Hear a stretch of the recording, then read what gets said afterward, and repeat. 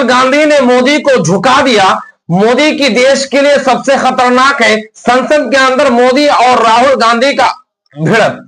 इन दिनों आप जानते हैं कि मानसून सत्र चल रहा है और जब राहुल गांधी बोलने के लिए संसद के अंदर खड़े हुए तो दो ही चीजों पर उनके माइंड केंद्रित था। एक है कि देश के अंदर जब पहलगाम हमले हुए उस पर सीज फायर क्यों हुआ और दोनों के बीच में जो लड़ाई चालू हुई उसके लिए सीज फायर डोनाल्ड ट्रंप ने क्यों की और आतंकवाद देश के अंदर कैसे घुस गए। 29 टाइम्स ही सेड, 29 बार उन्होंने बोला कि भैया मैंने सीज फायर करवाया। अच्छा, अगर वो झूठ बोल रहे हैं तो अपने भाषण में यहां प्रधानमंत्री कह दें कि वो झूठ बोल रहे हैं। यहां पे अगर दम है तो यहां पे प्रधानमंत्री बोल दे कि ट्रंप झूठ बोल रहे हैं। If he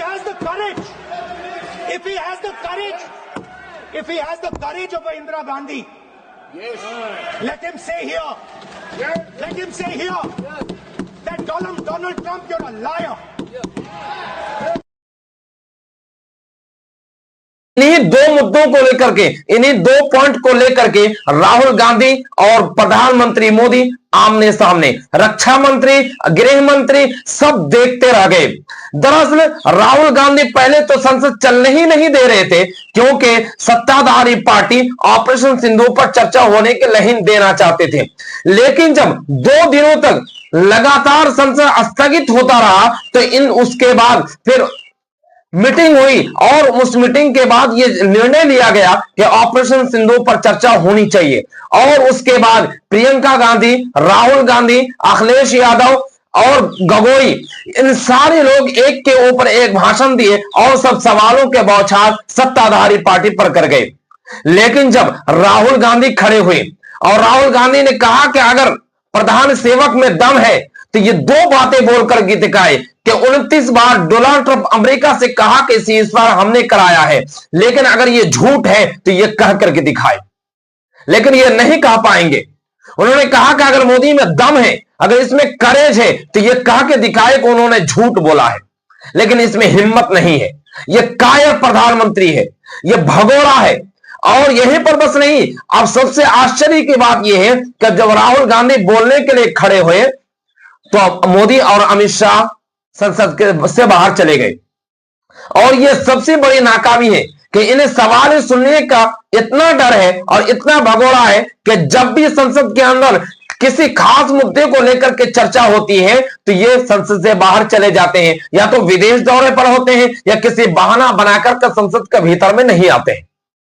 लेकिन प्रधान सेवक को राहुल गांधी ने ऐसा धोया कि इनकी बोलती बंद हो गई। और फिर उसके बाद जब दूसरी बार प्रधानमंत्री बोलने के लिए खड़े हुए तो विपक्ष पार्टी को छिछोरापन कह दिया और वो अपने आपा को खो दिए। क्या सत्ताधारी पार्टी किसी विपक्ष पार्टी के लिए ऐसा शब्द इस्तेमाल करना शोभा देता है?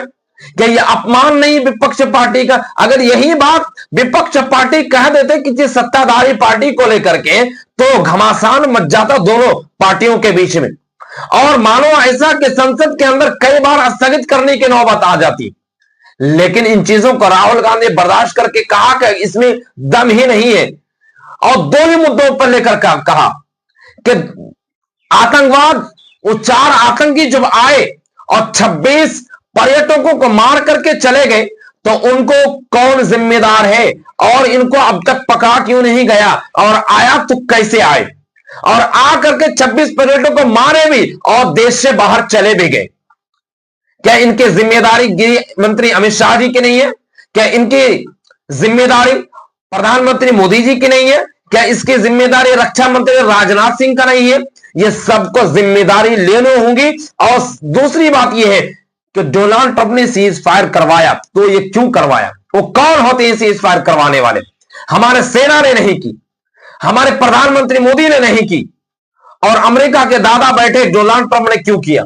इन दोनों का जवाब आनन फानन में सत्ताधारी पार्टी ने बहुत कुछ बोला और घुमा फिरा के बहुत सारी चीजों का जवाब देने की कोशिश की, लेकिन इन दोनों चीजों का जवाब नहीं दे पाए।